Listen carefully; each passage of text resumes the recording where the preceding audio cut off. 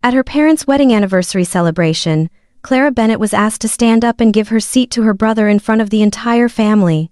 No one knew that the envelope she was holding in her hand would leave the Bennett family silent forever. The child who was always put last.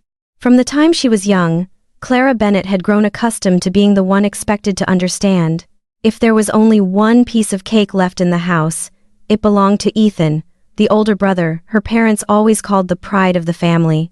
If there was only enough money for one extracurricular class, Ethan took piano lessons, while Clara received a gentle pat on the head from her mother and the reminder that a good daughter knew how to endure. Clara grew up surrounded by comparisons that sounded gentle but cut like knives. Ethan was smart. Ethan had a bright future. Ethan was the only son. As for Clara, despite earning excellent grades, working hard, and always caring for her parents when they were sick, she remained the daughter who was expected to sacrifice for the family. At every family meal, her father, Richard Bennett, asked Ethan about work, stocks, his new car, and his plans to buy a house.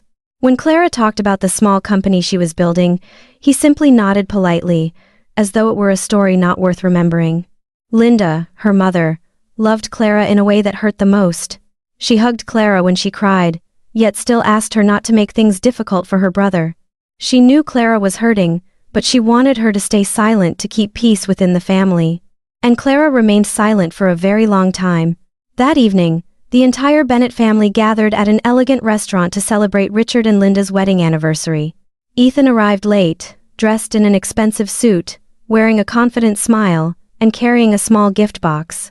The room immediately lit up because of him. Richard stood and embraced his son as though a hero had just returned home. Linda wiped away tears and said that Ethan's presence alone made the celebration complete. Clara sat at the end of the table. She had arrived first. She had booked the restaurant.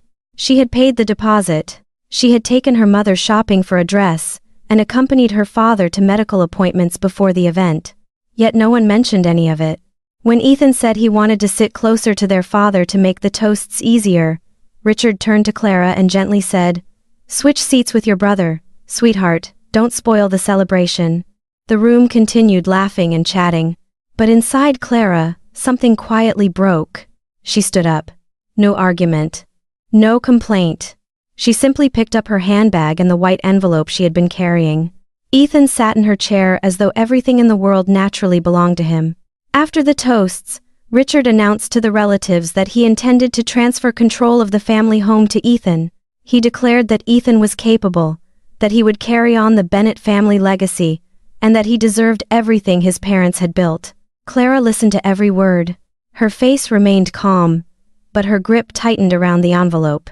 Linda glanced at her daughter with visible discomfort. She knew the decision was unfair, but as always, she chose silence. One of Clara's aunts turned toward her and jokingly asked whether she felt upset. Ethan laughed before Clara could answer. "Clara is used to it," he said. "She's always the understanding one." The entire table laughed. Everyone except Clara. She placed the envelope on the table. The sound was soft, but it was enough to make Linda look down. Inside were copies of bank documents, loan records, and a letter from an attorney. Clara stood. Her voice was not loud, but it was so clear that the entire room fell silent. She explained that the house their father had just promised to Ethan was no longer legally owned by their parents. It had been mortgaged years earlier to pay Ethan's debts. Those debts did not come from failed investments as Ethan had claimed. They came from personal loans, fraudulent contracts, and repeated occasions when he used his parents' names to obtain money. Richard's face turned pale. Linda clutched her chest. Ethan immediately jumped to his feet and shouted that Clara was making everything up out of jealousy. But Clara did not tremble. She pulled out a second document. It was proof that the final debt payment had been made. The person who paid it was not Ethan. Not Richard. Not Linda. It was Clara. For years, she worked extra jobs, sold shares in her first company, and even postponed buying her own home to keep the Bennett house from being seized by the bank. She did it all in silence because her mother had once cried and begged her not to tell her father the truth. The room sank into a heavy silence. This time, the silence was no longer protecting Ethan. The mother finally speaks. Richard turned to Linda and asked whether she had known. Linda broke down in tears. She admitted that she knew everything. She knew Ethan had taken the money. She knew Clara had saved the family. She knew that every time Clara was accused of being selfish, Clara was actually paying the price for her brother's mistakes. But she had been afraid. Afraid Richard would fall apart. Afraid Ethan would leave. Afraid the family would break apart. Clara looked at her mother with red eyes that refused to shed tears. "You're afraid the family will break apart," she said. "But you were never afraid of me breaking apart." The words cut through the room like a blade. Linda reached for her daughter, but Clara stepped back. Not because she had stopped loving her mother, but because some children, after being forgotten for too long, eventually learn that they must protect themselves. Ethan tried desperately to save the situation. He said he had only borrowed the money temporarily. He said Clara was overreacting. He said they were family after all. But this time, Richard looked at his son differently. There was no pride left. No defense. Only a father realizing that he had spent a lifetime supporting the child who constantly took while turning away from the child who constantly gave. A few minutes later, Clara's attorney entered the restaurant.